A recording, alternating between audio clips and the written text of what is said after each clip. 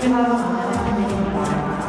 16시 전까지 불안으로 가는 KTX를 타시고 여기는 아직 한국이 정해지지 않았습니다. 자회사는 외주화인데 직접 고용이라고 말한 것. 두 번째, 무기계약직은 정규직이 아니라 중규직일 뿐 아니라 이 자회사 구조는 더 기가 막힌 것은 20년 일해도 최저임금을 받는 구조라는 거죠. 네, 안녕하세요. 예, 저희는 이제 유튜브 채널 스튜디오 R이고요. 노동자들이 어떤 이유로 투쟁을 하고 또 왜 투쟁을 하는지 사람들에게 많이 최대한 알리고자 하는 그런 목적을 가지고 있어요. 저는 철도 노조 코레일 네트워크스 지부 쟁의대책위원장 서재유라고 합니다. 한국철도공사 코레일의 자회사 코레일 네트워크스에서 영무원으로 일하고 있고요. 영무원으로 일하고 있지만 똑같은 일을 하는 다른 철도공사의 영무원들보다 임금이 절반도 되지 않아요. 똑같은 근무 체계인데도 휴무나 이런 것들도 똑같지 않고 처지나 이런 것들도 다 다르죠. 그런 상황을 좀 바꿔보려고 노동조합을 만들어서 조합원들과 함께 지금까지 싸워오고 있는 당사자입니다. 저희들이 기차를 이용하거나 지하철을 이용하거나 하다 보면 코레일이라는 단어 자체는 굉장히 익숙합니다. 그런데 이제 코레일 네트워크스는 무엇이고 또 철도공사는 무엇이고 그러면 이 세 개의 관계는 무엇인지에 대해서 사실 알기가 어렵고 이 어떤 세 주체의 관계 그리고 코레일 네트워크스 소속의 노동자들은 주로 어떤 일을 하는지에 대해서 간단하게 말씀 부탁드리겠습니다. 한국철도공사와 코레일은 동일한 명칭입니다. 한국철도공사라는 명칭을 약칭으로 할 때 코레일이라고 해왔었습니다. 최근에는 한국철도라고 해서 약칭을 변경했지만 여전히 코레일이라는 명칭을 사용합니다. 사실 약칭이라기보단 브랜드명이라고 알고 있는 게 훨씬 더 나을 것 같습니다. 그렇게 돼 있고요. 코레일 네트워크스는 바로 그 코레일 뒤에다가 네트워크스라는 명칭이 붙어 있죠. 코레일의 자회사입니다. 코레일의 자회사는 코레일 네트워크스만이 아니라 코레일 유통, 코레일 테크, 코레일 로지스, 코레일 관광개발 그리고 SR도 사실은 코레일의 자회사입니다. 이런 자회사가 돼 있고요. 그리고 코레일 네트워크스는 이 중에서 철도공사가 영무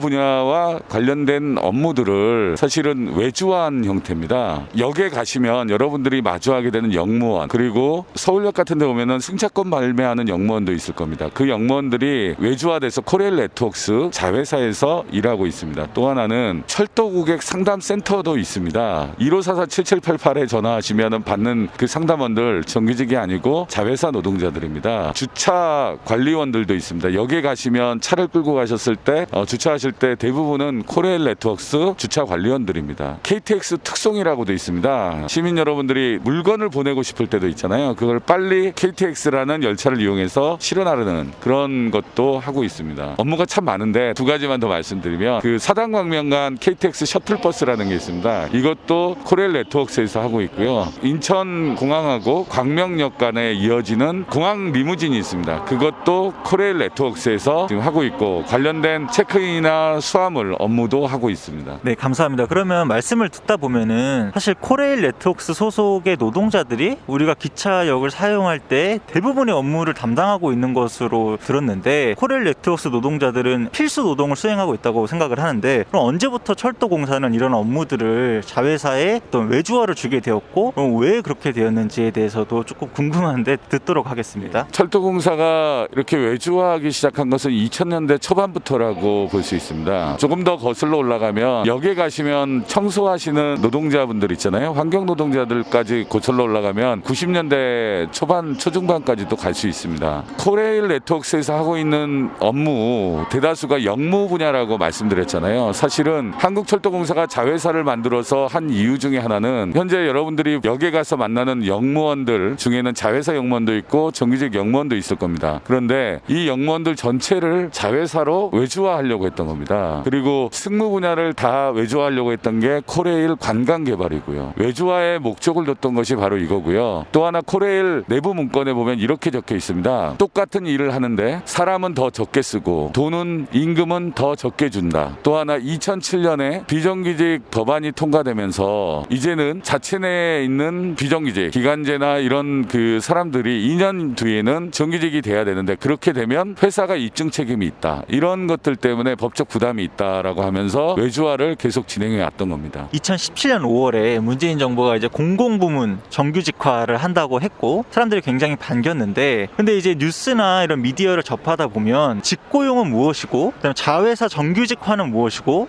무기계약직은 무엇인지 용어가 되게 복잡하고 다 다르다 보니까 좀 사람들이 많이 헷갈려하는 것 같아요. 그래서 이 세 개의 차이는 무엇이고 어떤 게 문제가 되는 건지 좀 이해하기가 쉽지 않습니다. 그래서 이런 부분에 대해서 사람들이 오해도 많이 하고 비난도 쉽게 하는 것 같은데 간략하게 설명해 주시면 감사하겠습니다. 사실 문재인 정부에서 그 비정규직 정규직화 할 때 자회사 노동자들도 엄청나게 기뻐했었습니다. 그런데 2017년 7월 20일에 비정규직 정규직화 가이드라인이 나오게 됩니다. 그러기에 내용에 보게 되면 자회사로의 고용도 직접 고용이다. 두 번째, 무기계약직도 정규직이다. 이렇게 해놨죠. 그게 직접 고용이면 철도공사가 왜 그 외주화를 합니까? 외주화라고 표현되어 있는 것 자체가 사실은 직접 고용이 아니지 않습니까? 더 중요한 것은 이 자회사가 어떤 자회사인지를 정확히 말하지 않은 겁니다. 정부는 코레일 네트워크스 문제를 알고 있었습니다. 왜냐하면 여기 노동자들이 이런 용역 자회사는 안 된다라고 계속해서 말해왔기 때문에 충분히 알고 있었을 텐데도 그 자회사 정책을 밀어붙였죠. 자회사는 사실 원래 원청이 하고 있는 모회사가 하는 일이 아니라 새로운 수익을 창출하기 위한 새로운 업무나 사업이나 이런 걸 하기 위해서 만들어진다면 그건 자회사가 맞겠죠. 그런 예가 있습니다. 산업은행 밑에 보면 수출입은행이나 이런 은행들이 존재합니다. 거기는 자본구문주 대 원하청 관계는 돼 있지 않아요. 근데 가만히 돌이켜 보시면 문재인 정부에서 비정규직 정규직화를 얘기할 때의 자회사는 사람들을 그 자회사로 넣는 거잖아요. 그런 건 뭐냐면 자회사 모회사의 관계에 더해서 원청 하청의 관계가 발생하는 구조에다가 이 노동자들을 넣은 거예요. 이 코레일 네트워크스는 이미 그런 구조가 돼 있었습니다. 한국철도공사가 모회사와 자회사의 관계 속에서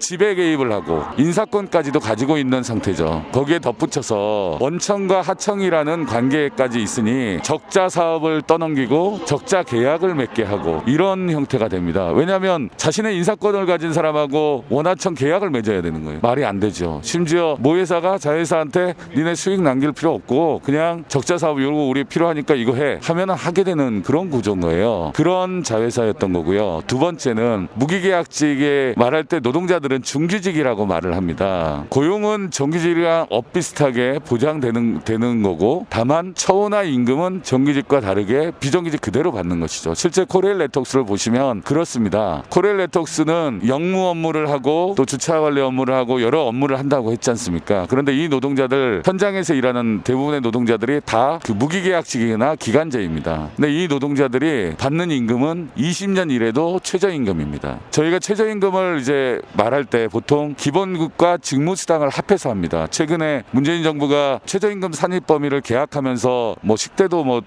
일부 포함하고 그렇게 되긴 했지만 그런데 이 구조 속에서 저희는 얼마나 우스운 꼴이 돼 있냐면 임금이 기본급과 직무수당을 하잖아요. 좀 오래 일한 사람이 직무가 높을 거 아니에요. 직무 간의 차이 임금이 한 3만 원 정도 됩니다. 3만 원에서 5만 원 뭐 이런 식이 돼 있는데 그만큼이 기본급에서 빠져요. 그래서 다 같이 최저임금이라고 말씀드렸잖아요. 175만 5,080원인가가 저희 지금 받고 있는 기본급과 직무수당을 합했을 때 그 임금인데 그중에 기본급은 오히려 20년 일한 사람이 더 낮습니다. 그렇게 지금 돼 있는 구조가 이 코레일 네트워크스입니다. 간략하게 정리하자면 자회사는 외주화인데 직접 고용이라고 말한 것. 두 번째, 무기계약직은 정규직이 아니라 중규직일 뿐 아니라 처우는 완전히 기간제 노동자들하고 또 동일합니다. 그런데 이 자회사 구조는 더 기가 막힌 것은 20년 일해도 최저임금을 받는 구조라는 거죠. 사실 뉴스를 보다 보면은 문재인 정부 성과 중 하나가 공공부문의 정규직화다라는 기사들이 많이 있어요. 그런 걸 보다 보면 공공부문이 정규직화 됐구나, 좋은 거구나라고 생각할 수 있는데 이제 말씀을 들어보니까 사실 정규직화라고 한 거는 자회사에서 무기계약직 전환을 시킨 거다. 그러니까 사실 아닌데 일종의 사람들이 현혹시키는 꼼수 혹은 전략이라고 평가할 수도 있겠다 이런 생각이 듭니다.